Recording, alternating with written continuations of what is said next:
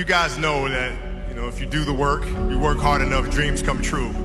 You know that, we all know that. But hopefully what you get from tonight is the understanding that those times when you get up early and you work hard, those times when you stay up late and you work hard, those times when you don't feel like working, you're too tired, you don't want to push yourself, but you do it anyway.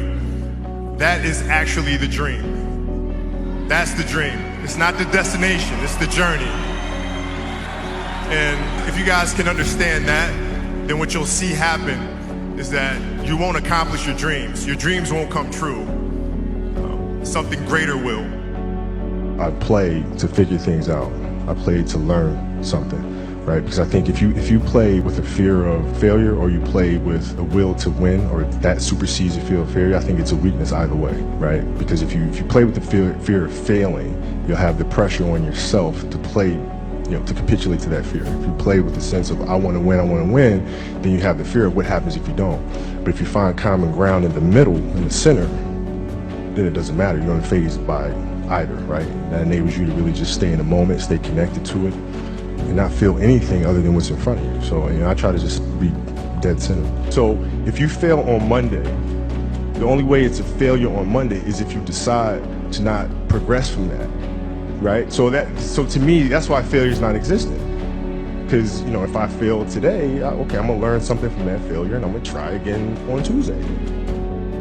What I've learned is to always keep going. Always. There's been times, particularly early in my career, where it just feels like this is the end. But what I've come to find out is that, no matter what happens, the storm eventually ends. And when the storm does end, you want to make sure that you're ready. And so I've really learned to put one foot in front of the other, good, bad, or indifferent, because eventually that storm passes. I think the best way to prove your value is to work, is to learn, is to absorb, to be a sponge. You always want to outwork your potential.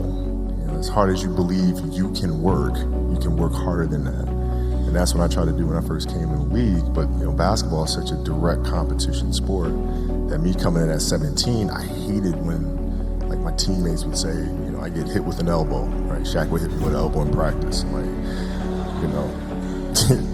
Nick Van Exel would come up and say, "Are you okay?" I'm like, motherfucker, what? Imagine you wake up at 3, you train at 4, you go 4 to 6, come home, breakfast, relax, blah, blah, blah. Now you're back at it again, 9 to 11, right? You relax, and now all of a sudden you're back at it again, 2 to 4, and now you're back at it again, 7 to 9. Look how much more training I have done by simply starting at 4, right? And so now you do that, and as the years go on, the separation that you have with your competitors and your peers just grows larger and larger and larger and larger and larger. And by year 5 or 6, doesn't matter what kind of work they do in the summer, they're never going to catch up because they're 5 years behind. Right? So it makes sense to get up and start your day early because you can get more work in. We're not on this stage just because of talent or ability.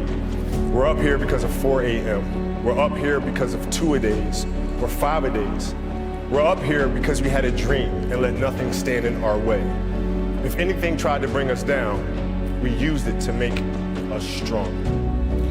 We were never satisfied, never finished, will never be retired. My high school English teacher, Mr. Fisk, I actually paid attention one time in class, and he said, he had this beautiful quote, and it read, "Rest at the end, not in the middle." And I took that to heart.